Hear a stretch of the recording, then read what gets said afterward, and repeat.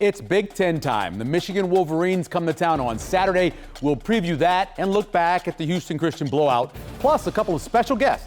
Big Red Wrap-Up starts now.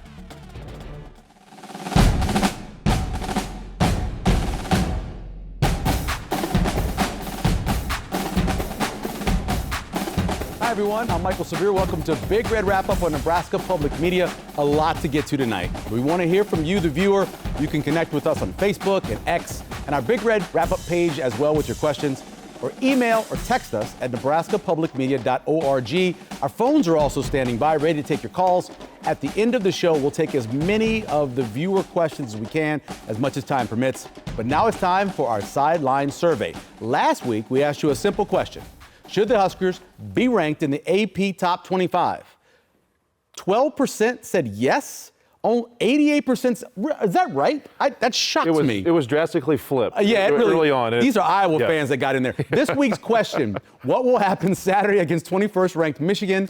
A big Nebraska win, a close Nebraska win, a big Michigan win, a close Michigan win, a big Nebraska win, 57%. Wait till the Iowa fans come in. And a close Nebraska win at 31% as well. Joining us now, former Husker Jay Moore and Sean Callahan. We've been waiting for this, for this weekend, for Nebraska to face off with a ranked team and for Big Blue to come to town. What's your feel?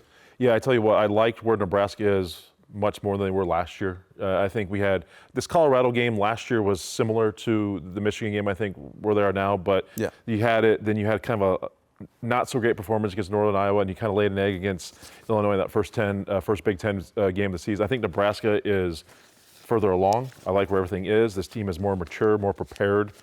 They're just in a better spot. I feel much better about this game. You asked me 2 months ago. I said I don't think Nebraska wins this game against Michigan on Saturday. I like where Nebraska is just overall, and I think they're going to play very, very well on Saturday and have a great chance to win this football game. So I feel much better about where Nebraska is than a year ago. One of the comments, Sean, is, well, they haven't played anybody the last 2 weeks. But if you go back, Nebraska hasn't really blown people out like this. Even those games where they should have, they haven't. So it is a different kind of season. No, I mean, you'd be hard-pressed to find a 2-week period like we've seen with the points and the yards, the execution, both by the defense winning on third down and then the offense in the red zone. I mean, you go back to the Akron game, they went 8 consecutive drives with touchdowns. When's the last time that's happened? I don't know. Yeah. I mean, in the number of players they've played and the fact that the level of play stayed high with the 2s and the 3s, but mainly the 2s. I mean, TJ Lateef ran the offense as a 2 unit as well as we've seen. So there's a lot you can draw, and the starters have not been stressed. Dylan Raiola has not been hit in two games.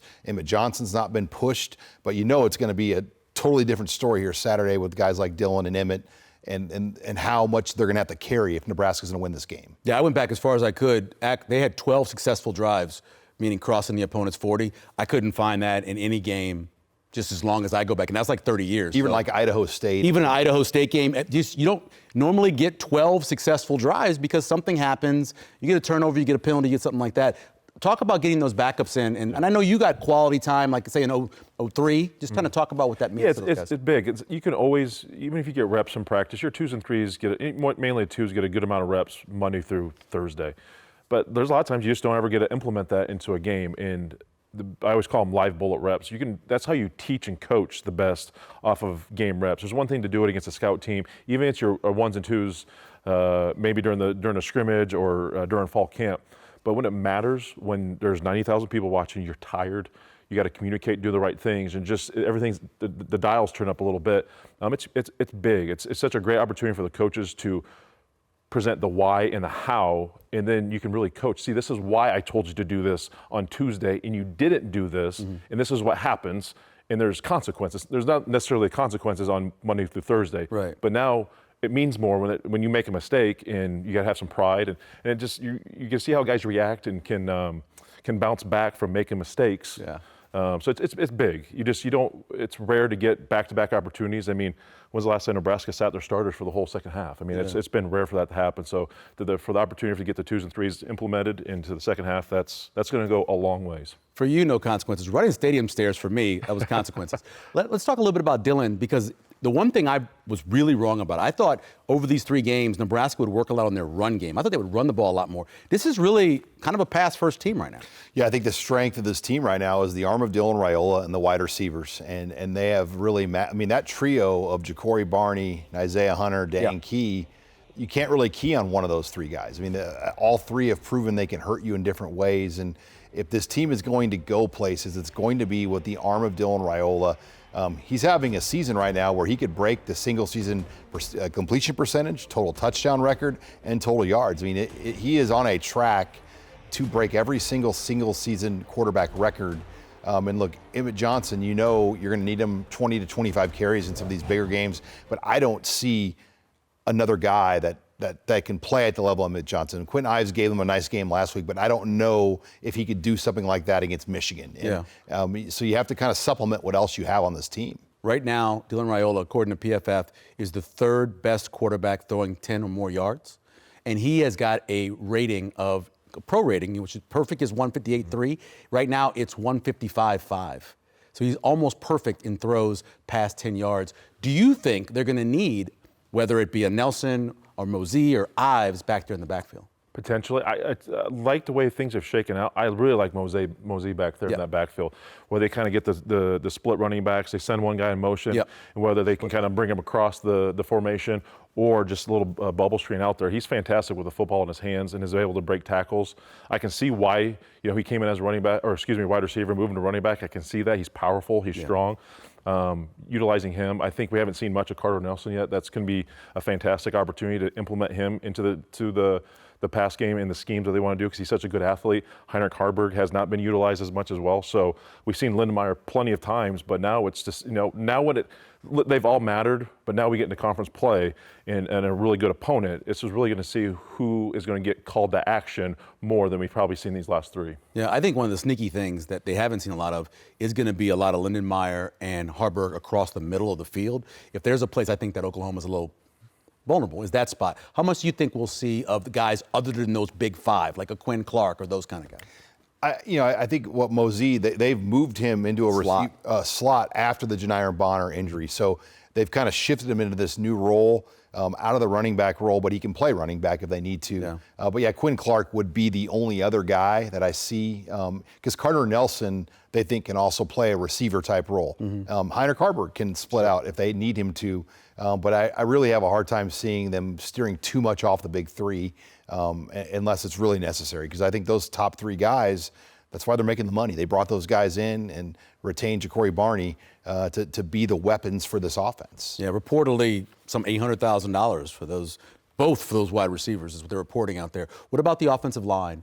Seems like they have the left tackle spot narrowed down with Gunnar Gatula. What do you think how they played overall? Good. I saw Rocco Spindler had one of the highest graded for the big offensive linemen in the Big Ten this week. So it's consistent, right? You see them doing the necessary things, protecting Dylan. He's rarely been pressured. Only time Dylan's really had to scramble the pockets when it's been after 4 seconds when guys have been covered.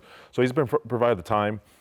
Again, the run game hasn't been the level where I'd like to see it against some of these lesser opponents. I'd like to see take that. I mean, they were able to run the ball rather easily against Akron. Sure. And they did some good things, but I think it's a good spot. They're healthy. They got depth, plenty of talent. Competition's there. I think it's a really good spot. Now it's just time to go show it in a really good opponent against Michigan, who has one of the best front 7 in the Big Ten. Sean, let's move over to the other side of the ball and the way the Black Shirts have played. Obviously, the back 5 have been great. Again, it's been a long time. What was it?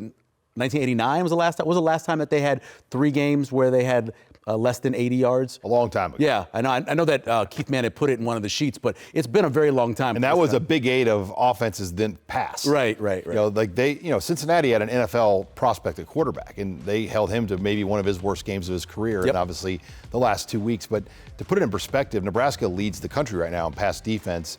They are the only team in college football that has not allowed a pass play of 20 yards or more.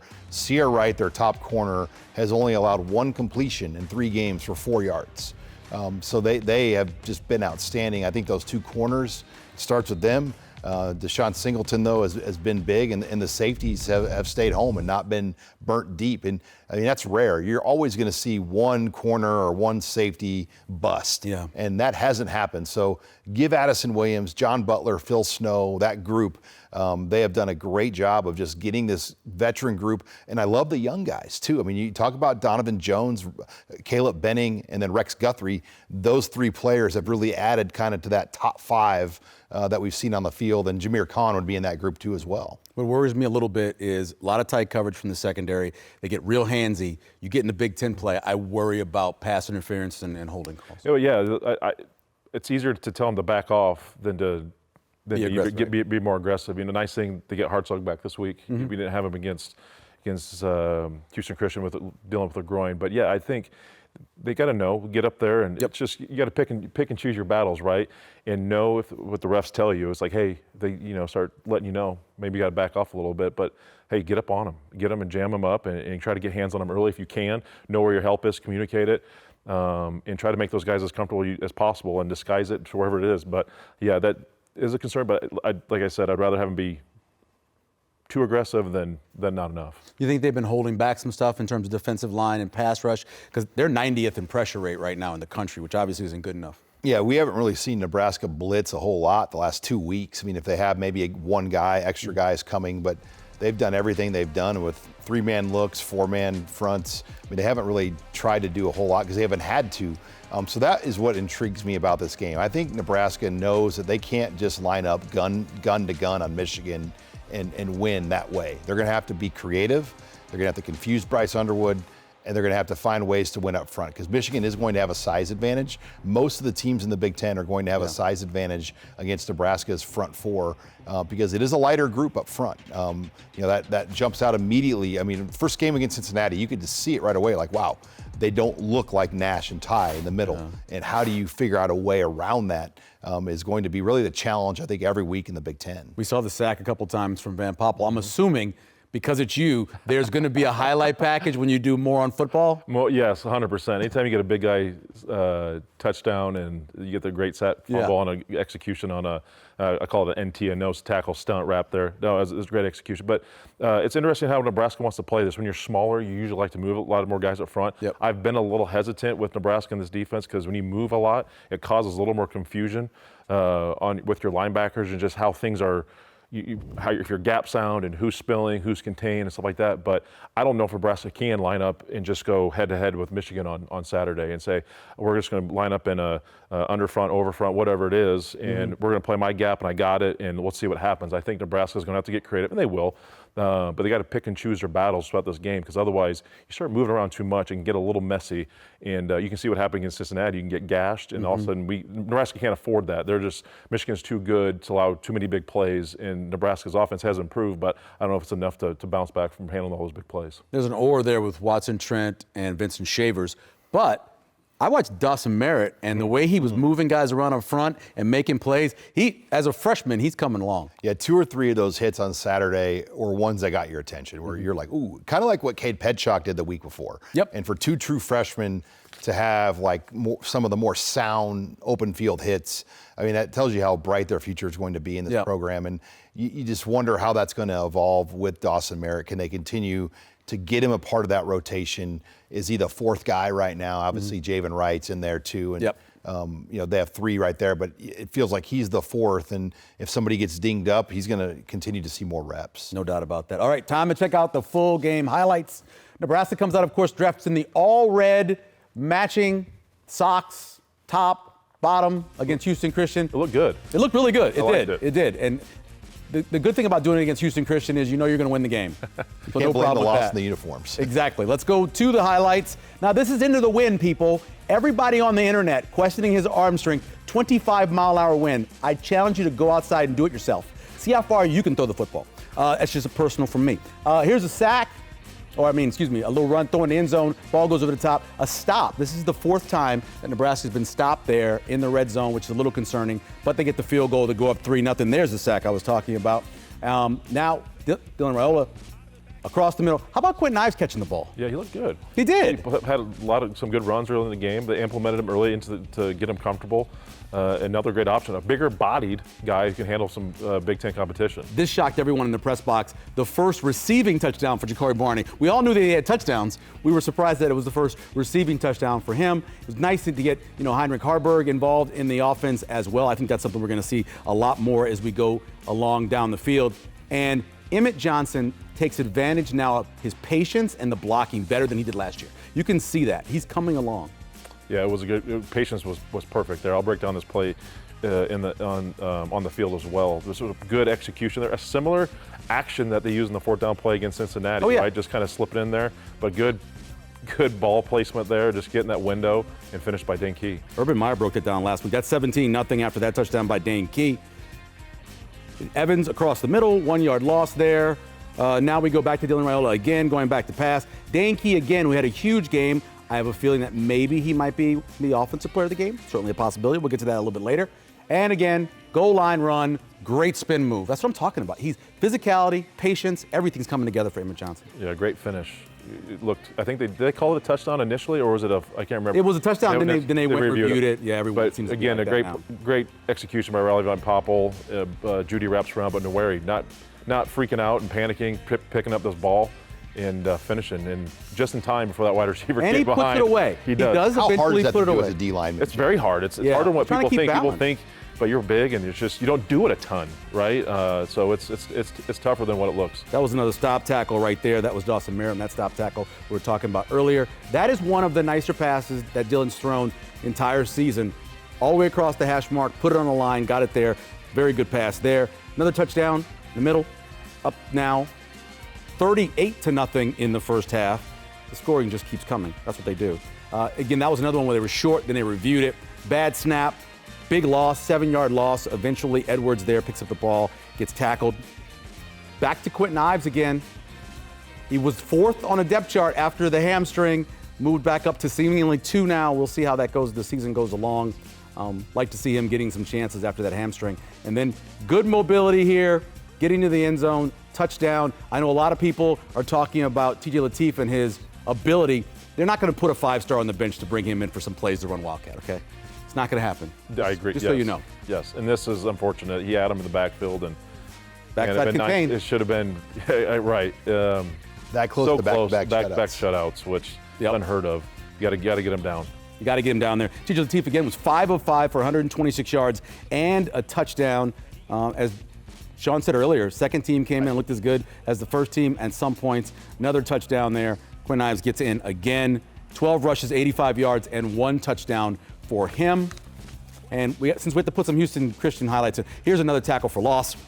And then lastly, TJ Lateef again, going deep.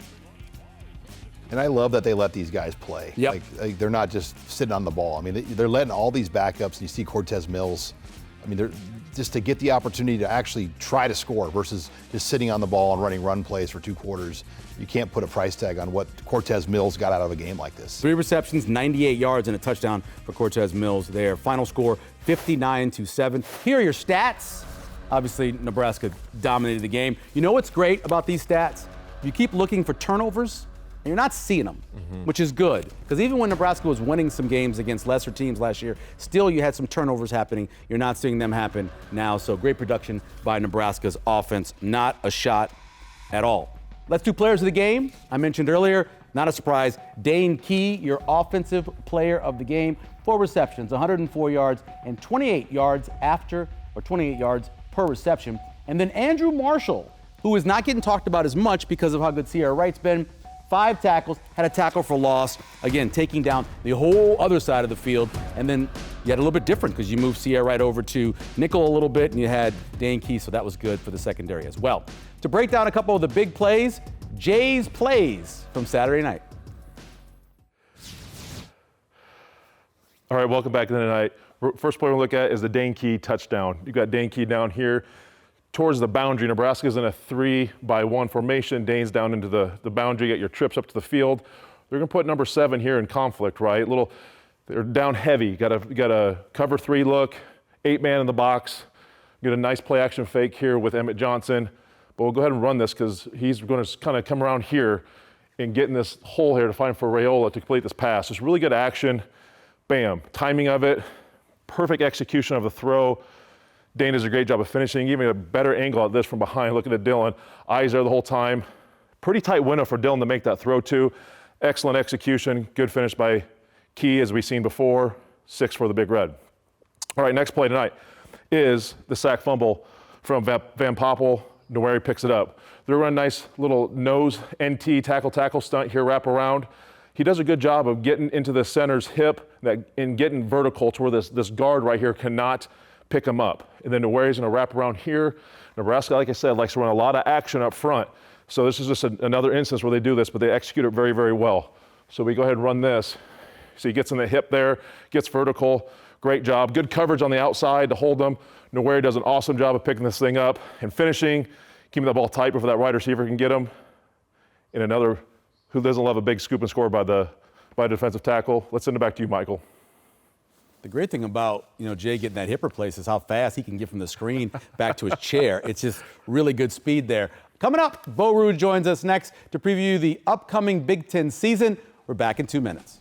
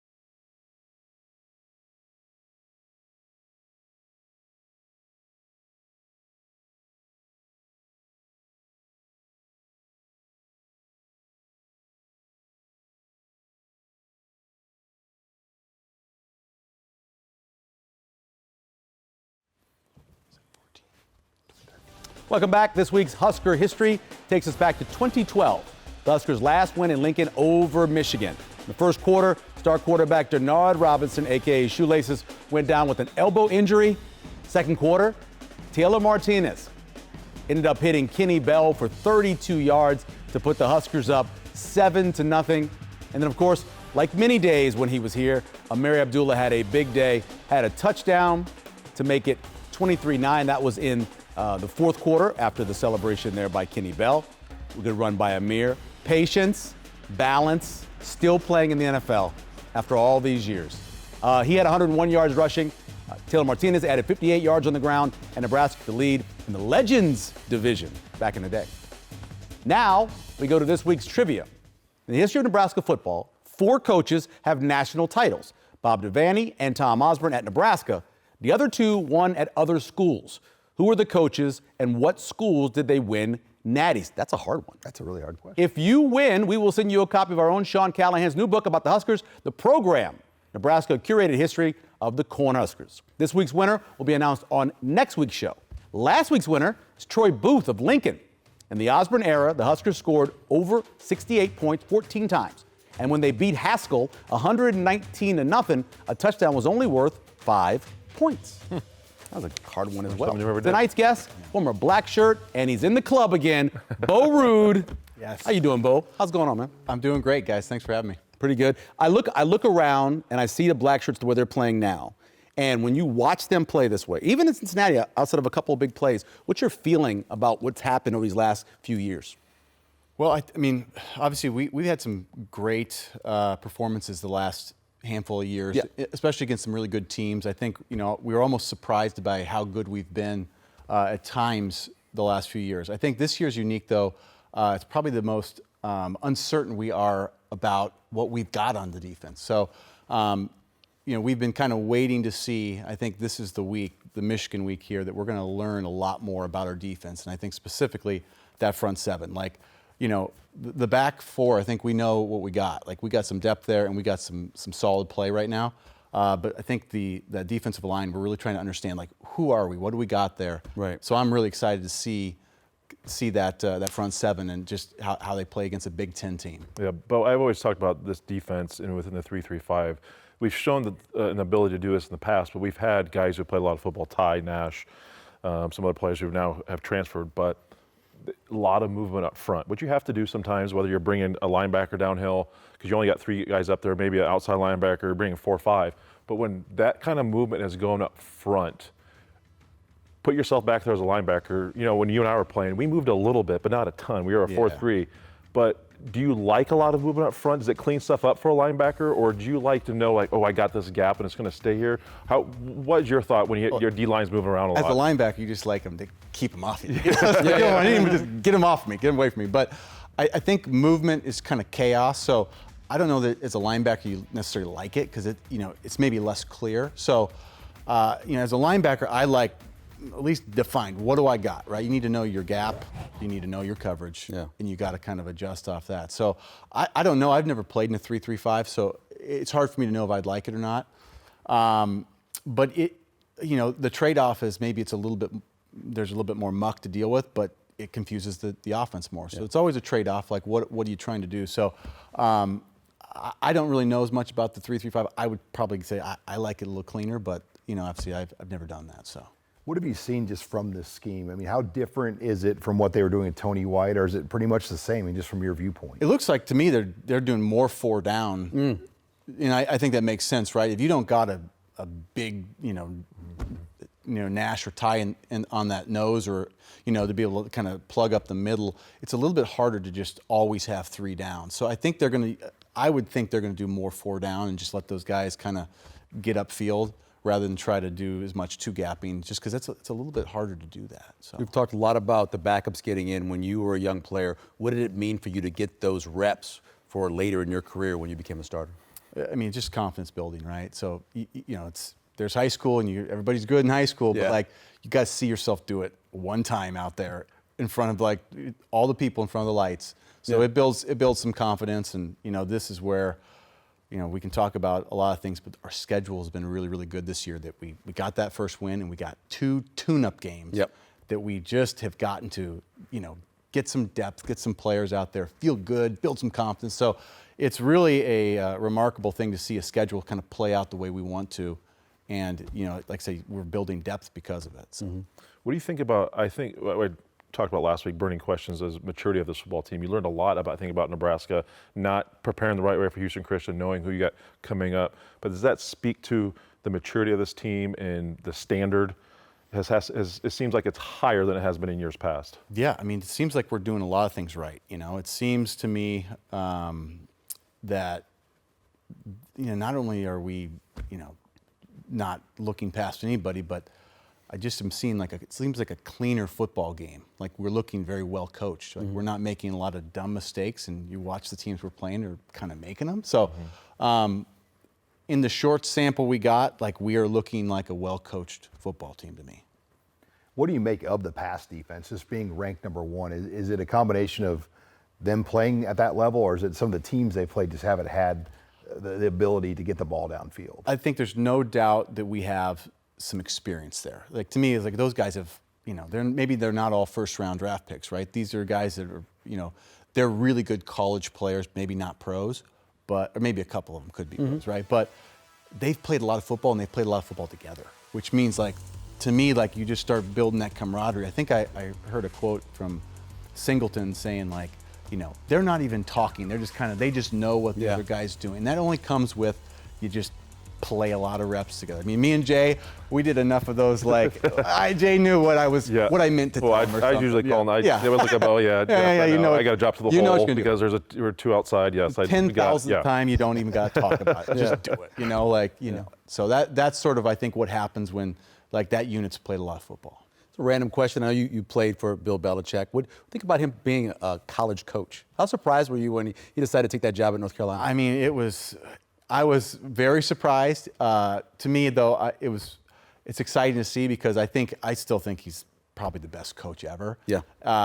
And you know, him and Saban are kind of the same mold. They coached together. They came up together. So I think he's talked to Saban obviously so much that there's a part of him that thinks that you know this is a new chapter of his life, a new kind of challenge is very, very different. So I'm excited to see what he does. I mean, obviously they kind of had a rough first week, but that's par for the course with any new program. So I wouldn't count out Bill Belichick because, I mean, in my mind, there's everybody and there's him. So. I want to get to special teams. I think they've been really, really good. Obviously, we haven't punted in the last two games, but I knew this was going to help so much getting Mike Ekeler in there. You and I have some familiarity with him. Yeah. Your brother was on the staff with Bo when he was in here. I think a little bit later on, but his energy. And just he's been so many other places, come from Tennessee, but the execution and just how he's kind of overturned what was, let's be honest, it was poor special teams the last 4 or 5 years. Yep. Well, one thing Mike never lacks is energy and enthusiasm. The guy is like, he's a machine, right? Yep. He's actually, what's funny about him, he's my cousin's cousin. So I grew up knowing of him because he was this wild man, special teams demon for K-State. Right. When we were kids, we're like, who, you know, like, he's going to play. He had the purple mohawk. I mean, there's nothing phony about this. This is the guy. Like, he is the guy that should be coaching special teams. He was the guy, right? So, you know, there's only a couple of those guys that are born to do that in each team, and he's one of them. And now you got him as our coach. You know, that energy and that intensity, you need somebody that lives and breathes it, and he's one of those guys. Curious your thoughts on Dylan Raiola. I mean, very few guys have come in with the expectations that he's had to meet. And, I mean, you could argue he's lived up to them to this point, and there's a lot of football still ahead of him. Well, yeah, I mean, he's an anomaly how mature he is. It's kind of crazy, right? So, I mean, you know, he obviously, there's a lot in his plate. He's handled it very well. You know, he had some rough spots last year, but, I mean, to start this year out, in my mind, I'm going, I've never seen a Nebraska quarterback as efficient, as accurate as he is. He's in full command of the offense, completely, like, it seems like he knows exactly what he wants to do with it most of the time. And we're going to be hard to beat if he just keeps just delivering the ball as accurate as he is. It just seems like he's always just taking what the defense gives him, and we're not making mistakes because of it. So to me, I'm loving what Dylan's doing. If he can just kind of keep doing that, just being really efficient, we're going to be hard to beat. He's Zach Taylor if Zach Taylor had a strong arm.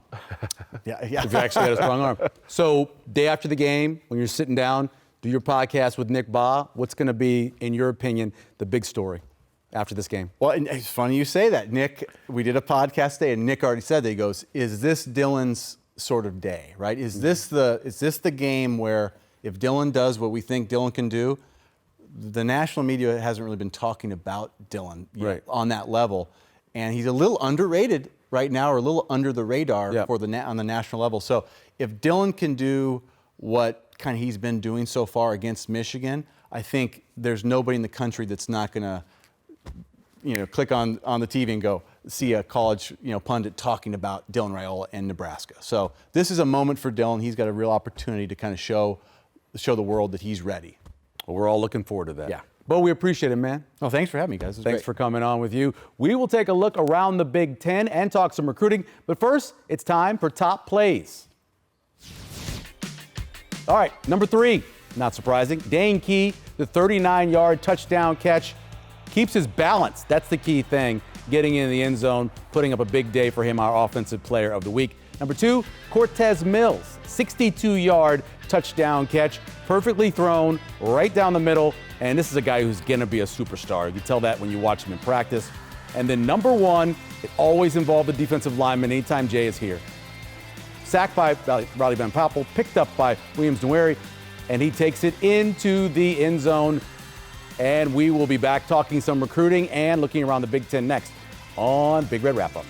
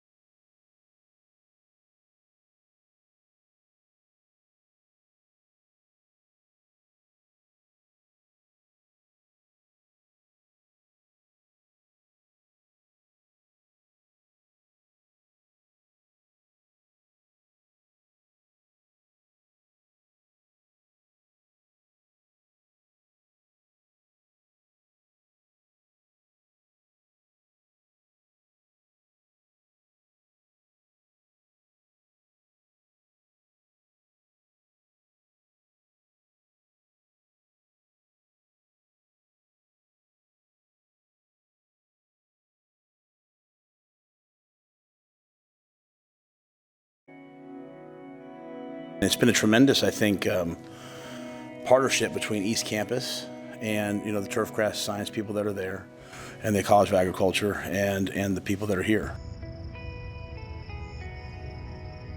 For Troy to come in and for Coach Rule to be thinking about regrassing the practice fields, it opens up a door for us to go back and reinvigorate the turfgrass science program. I so appreciate Troy and athletics really opening up our amazing athletic platforms to inform our teaching, our learning, and our outreach.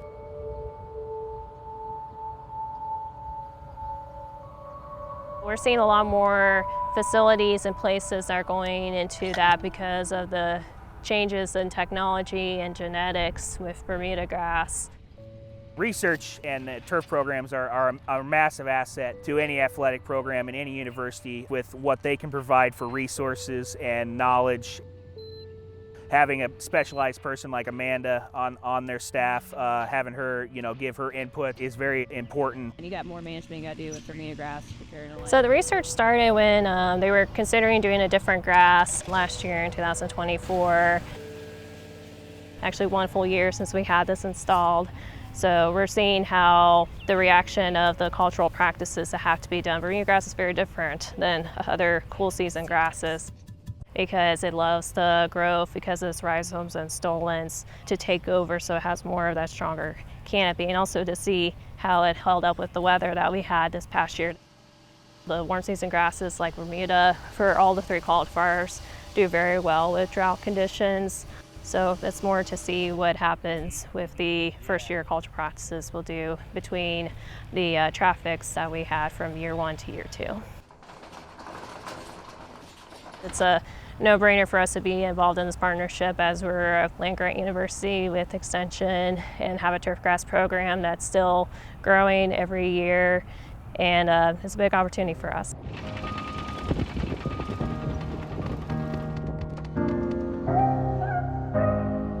We officially broke ground here on March 10th. They removed, basically you have your sod layers, took that off. Then below that you have your sand base, took all that out. And then below that, we have our drainage and gravel layer, which was all removed. Aside from the field itself, they're rebuilding the east perimeter fence. So there's been concrete work going on. There's been rebar work going on, just kind of some exterior work, because that has to all be done before you can kind of rebuild that profile. We're basically taking everything out all the way down, approximately 3 foot, starting over and rebuilding back up. The one thing that's fortunate about this work that we're doing right now over here at the practice fields is we're having a USGA-based sand root zone. This is something that's a bit of a missing piece. When you want a good athletic field surface, it's not just the grass that's a big factor, it's also underneath. We're going to have a lot of new things out here that are going to benefit us in the long run that we've never had before.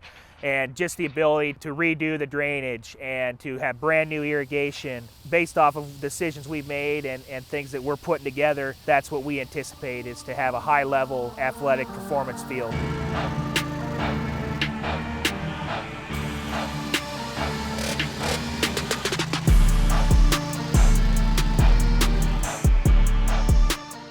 One of the greatest things is being around at such a high level and such a high standard, and being a part of the day-to-day operations, being able to make decisions and put the work, into the fields. Very enjoyable for me, being that, I'm originally from here. I kind of grew up in this environment. I grew up, a Nebraska fan.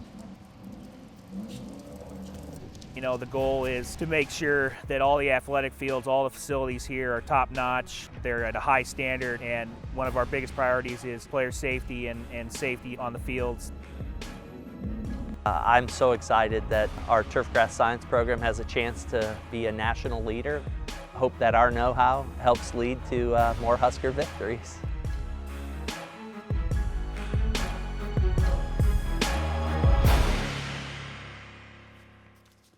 That was a great package. Welcome back to Nebraska Public Media Studio. I'm Michael Severe with Sean Callahan to talk some recruiting. Now, normally, back in the old days, a weekend like this, a 2:30 game against Michigan, would mean a whole bunch of folks coming in. Is that what's happening this year? Yes, Nebraska will have about 35 recruits on campus with offers. So your old school official visit weekend might have had 6 to maybe 10. This is going to be like that times 3. Wow. And, a lot of the emphasis will be on juniors, so 2027s. Even some 2028s. All your 2026 commits will be in Lincoln, but for 2027, Kennedy Brown, who is the #1 player in the country, an offensive lineman out of Texas, 5-star, highlights the list. But, there's 15, 20, 4- and 5-star guys that will be here, and that's the approach. They're going to go heavy on this weekend. Yeah. Probably USC. That will be the other really, really big one. Michigan State will have a number, but they're all in on this Michigan weekend with the number of recruits coming to town. Brian Munson's going to be busy. Yeah, it's a busy weekend. Let's talk about adding someone. We talked about it last week, added a recruit. Yeah, Matt Erickson from Miller North committed to Nebraska. And, obviously we know his family well. Oh, yeah. Mike Erickson, his dad, was a multi-year starter at tackle. His uncle, Dan Erickson, was a wide receiver. Yeah. Both out of Papillion. It just makes sense. I mean, he's got 2 more years of high school remaining. He had some other offers, but he wants to be a Husker. Got it done this weekend at the Houston Christian game. So now the big thing now is Nebraska has 3 key players already committed: Torrey Pittman, Matt Erickson, and then quarterback Trey Taylor. So you've got a quarterback, a key skill player, and a key lineman to kind of start building this class. And then this weekend, with all the 2027s that are going to be here, it can go a really long way, especially if Nebraska wins this game. Sean, we appreciate it. Now it's time to look forward to Saturday's game and what the team is saying about the big matchup. Yeah, I'm really excited, man. It's going to be real fun. I'm really excited. I'm just glad we got a home game, too. So that's going to be great. That's why we're all here. That's why I'm here. It's why this coaching staff's here. It's why the majority of our players came here is for Big Ten football, the highest level of football. I'm excited about it. I dabbled in it last year for 3 games. It was awesome. Quarterbacks that move out of the pocket are a little bit of a concern, but we saw that in week 1. We made our adjustments, both schematically and just philosophically. So I think we're going to be a little bit more prepared for that element of the game in terms of, how we call the game, how we approach that player, and each player is different. The quarterback for Cincinnati had really a history of being a runner. And, when you watch, number 19. He is a pro-style drop-back quarterback with enough athleticism to get out of there. It's cool when things work. It's cool when it doesn't work. But our goal is to make sure that every stone is unturned preparing for this game, and that we put our hearts into it, and we give our fans and we give ourselves a shot to win this game in the fourth quarter. Did you grow up following Michigan football at all? Being your dad playing for the Lions and all that? I did live in Detroit. I won't answer that. The first part of your question. I don't want to answer that. All right, let's preview the game against Michigan. Joining us, Clayton Sayfie from the Wolverine. Clayton, we appreciate you taking the time. What do you think Michigan learned from the Oklahoma game that they'll be able to use on Saturday, things they can get better with?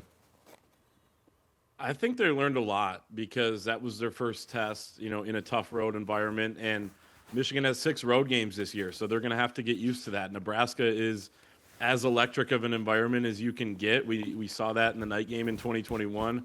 Wasn't as raucous in 2023, but that was a 90-plus degree day, and Michigan jumped on them 14-0, I think, within their first few minutes. So I expect this one to be close, and I think that Bryce Underwood, the freshman quarterback, learned what it takes to kind of stay cool, calm, and collected in a tough environment. The deck was kind of stacked against him there. He had a lot of pressure in his face. Oklahoma was a swarming defense, but I think he can take that experience, as the rest of the guys can, and build on it because, like I said, there are a lot of bigger tests to come, including this weekend. How has the coaching distraction been with Sherrone Moore being out last week? He's out this week as well. Is it much to do with nothing, or is it a bigger story coming to this week? Because now that was Central Michigan, now with him not being on the sidelines at a big game in Lincoln. How is that being viewed back there in Michigan?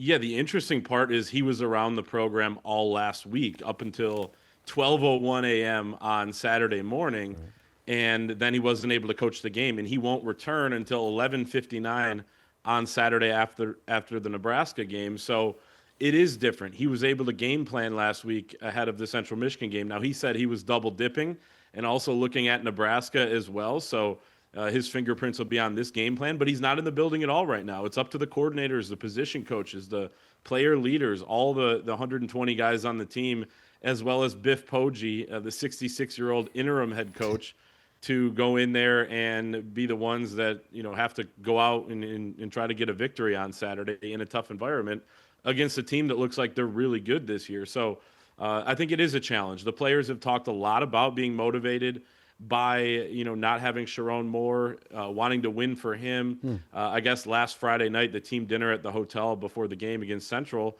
it was very emotional. And when he walked out the door, the last thing he said to them was, "Don't play for me, play for yourselves." And when he walked out, they all looked at each other and said, "No, we're going to play for him." So it's a team that's motivated to win for him. Make sure that when he comes back, they're 3-1 as opposed to 2-2. Clayton, what are your biggest questions with Bryce Underwood, just now having 3 full games? And the New Mexico win looks like a good win right now for Michigan, but obviously you had Oklahoma, Central Michigan. What jumps out as big questions still with Bryce Underwood? Yeah, it's, one, how much are they really going to trust him in a game like this? They didn't trust him all that much at Oklahoma. They had 9 third down passes that they threw. 6 of them were short of the sticks. A lot of screens, a lot of swing passes, a few handoffs on 3rd and medium, 3rd and long. They really leaned on the run game in that game, and it kept them in it. They didn't turn the football over, but they didn't make enough plays to really surpass Oklahoma and keep up with John Mateer, Heisman frontrunner, and that offense. So I think they have learned from that. They've talked openly about how they're never going to take the air out of the football again with a talent like Bryce Underwood behind center. But we have to see it against a formidable defense, the number 1 pass defense in the country, at least on paper right now, coming out of the non-conference slate. So, I think that, he only completed 38% of his passes against Oklahoma, but I thought he, made a few good plays in that game. He's gotten a lot of confidence in those other 2 games against G4 opponents, G5 opponents, Central Michigan and New Mexico. They're letting him use his legs a little bit more. So we'll see. He's a dynamic athlete. He's got an unbelievable arm. It's just going to come down to decision-making and the protection from the offensive line. And this O-line is probably my biggest concern, I would say, with Michigan. They haven't run the ball all that well till last week, and then the protection, he was pressured over 60% of the time against the Sooners. Yeah, Clayton, real quick, last question. You mentioned him using his legs. Do you think we'll see more designed runs? I think there was about 2 or 3 in this last game against Central. We'll see more of those on Saturday? I think we'll see a few of those. Chip Lindsey, the offensive coordinator, likes to use his quarterback's legs in the red zone as well. He did that with Drake May when he was at North Carolina. So I think we're going to see that a little bit more. And Bryce Underwood said he reviewed the film of the first couple games as well and realized he had some room to run on scrambles too. So he's dangerous even when nothing's down the field. If the pass rush kind of gets too far upfield or just doesn't quite get to him, he can get out and run himself. He had 6 runs of 10-plus yards last week. And Central Michigan had really not allowed much on the ground through the first couple games. So that was definitely a new element. I think we will see that quite a bit in this game because it's their only shot. He's their best player, I think. One of the two, either him or Justice Haynes, the running back, so they got to use him. Clayton, we appreciate it. We'll see you Saturday up in the press box. Thanks so much for having me. All right, let's take a look at the survey results on what will happen on Saturday. It was some simple questions. Do you think Nebraska is going to win big, close Nebraska win, big Michigan win, or close Michigan win? As you can see, 58% of the people still say big Nebraska win, and 31% say close Nebraska win. So in other words, what is a big Nebraska win? I think more than 14. Okay. That's what I would think. If they beat them by 2 touchdowns, that's a big win. That would be, yeah. That'd be huge. Let's take a look around the Big Ten. UCLA fired head coach Deshaun Foster after an 0-3 start. The conference improved to 41-7 in non-conference over the first 3 weeks of the season. And now in the AP Top 25, USC, who should have been there to start the season, they joined it to make 7 conference teams ranked. Ohio State and Penn State stay at 1-2. Oregon dropped to 6th. Illinois stays at 9. Indiana's at 19. Those 2 teams play. And Michigan is 21st, and USC is at 25. That's funny when you look at, I thought USC and Oklahoma were the 2 teams that were most underrated heading into the season. Oklahoma got the big win against Michigan. USC is scoring a ton of points. That's going to be a huge matchup when they come here on November 1st. Is that right? Yes, because the 31st is Friday. It's Halloween's on Friday. Halloween, yep. Yeah, Mayevis, he's really good. Give more time with Lincoln Riley in that offense. They have a track team at wide receiver as well. Yeah. A lot of talent you can recruit to LA and USC, and they got it. Yeah, and they might be plucking some guys right now from UCLA just to come on down the street. Come down the street a few blocks. Come play at the Coliseum instead of the Rose Bowl. Sean, that is not an easy job at UCLA. We know it by how much money they get, the lack of getting fans going to the game. That is whoever takes that job, that's going to be a hard job. Yeah, I mean, Chip Kelly was as good as it can get, and he got frustrated with it just because, you're expected to compete against Ohio State and Oregon and Penn State, but you don't have near the resources. You have the resources of a lower Big Ten team, and they're just never going to get the fan base there for whatever reason. They almost have become a road destination for fan bases where every visiting fan base like Iowa or Nebraska or Wisconsin, they're going to take 25,000 fans out there. And when Nebraska plays out there later in November, there will be more Nebraska fans in the Rose Bowl than there will be UCLA fans. That is a fact, and it's going to be a tough blow. But I'm interested to see how many of their players maybe opt to take the 4-game red shirt. There's about 33 players on their UCLA roster that could just take a red shirt. And, why wouldn't they at this point? They're still probably going to get their rev share payments if they practice. And, why would you want to blow the year at 0-3 with not really knowing what the coaching situation is? I think they play Northwestern this week, maybe the last chance they have to get a win. Defense, a spy on Underwood? I know defensive coordinators don't like this question. At least Bo didn't. What do you think about the spy aspect? You can use it in some situations. I think in 3rd and long situation, you want to be implemented, but I don't hate it. I want my guys to be aggressive and have a role and have a fit. You got to kind of sit flat-footed and you kind of wait around. Not my favorite. I think you can pick and choose situations to implement it. Bob P. on X asked a question that's kind of goes with something that was in the press conference today. If Nebraska goes for it on 4th and short, who gets the ball? Who's the short yardage back? Well, it could actually be the tush push, right? It could be with Heinrich Harburg. I didn't like the look of it, though, early. I felt like when they've done it a couple times, it just didn't go very well. It worked better in the middle of the field than it did, actually. And you wonder in a game like this with better defensive linemen like Michigan has, will it be as successful? Because it's on film now. And you know, I think you almost have to disguise it where both Harburg and Raiola are on the field. Then you get up there and go really quick. I'm going to ask this question because Thomas asked it on Facebook, but I just don't.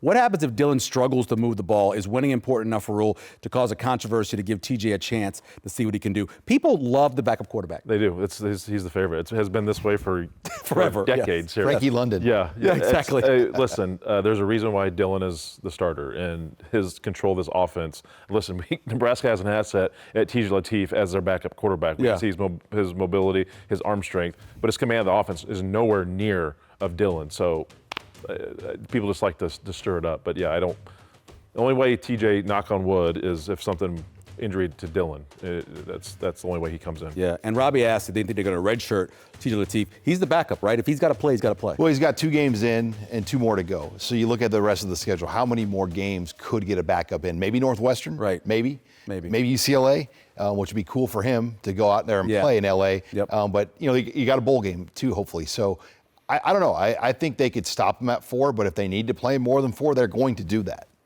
Drew's on Facebook, and he's in Alberta, Canada. How important were the last few games to put stuff on tape for Michigan to prepare for, and how might things look different as an extension of that?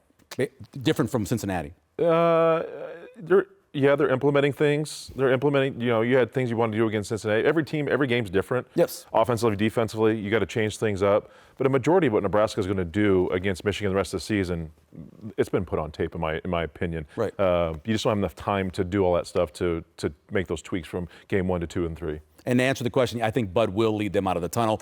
Burning questions. Can Nebraska's defense match up front? Do they have the firepower to go 4 quarters with a offensive line and an offensive style that Michigan's going to play? Yeah, here's an interesting one. The corners fitting in the run game for Nebraska. The wide receivers like to get to second level quickly, get to the safeties and block linebackers. Fitting off the edge in the run game is going to be very important for the corners on Saturday. Very true as well. And hopefully, this is the big question, can Nebraska win on special teams? They've been so good this year. Win. Make a big play on special teams to help them beat Michigan. For our picks on next week's game, check out Facebook, X, and a Big Red Wrap-Up webpage to see what we think about the Michigan game. As a reminder, you can see that game Saturday at 3:30 p.m. Central on CBS. And next Tuesday night, here on Nebraska Public Media, we'll recap the Michigan game with Andy Kendi from KETV7 on the next edition of Big Red Wrap-Up at 7 p.m. You can also tune in on Facebook Live, YouTube Live, and our website, nebraskapublicmedia.org. And if you have fond memories of big high school games, High School Classics is back for a new season and hits YouTube Live tomorrow. And if it's volleyball you're looking for, Nebraska Public Media has 17th ranked Kansas visiting 18th ranked Creighton Blue Jays at 5 o'clock on Sunday. Our thanks to Bo Ruud. For Jay Moore and Sean Callahan, I'm Michael Severe. We'll see you next week right here on Big Red Wrap-Up.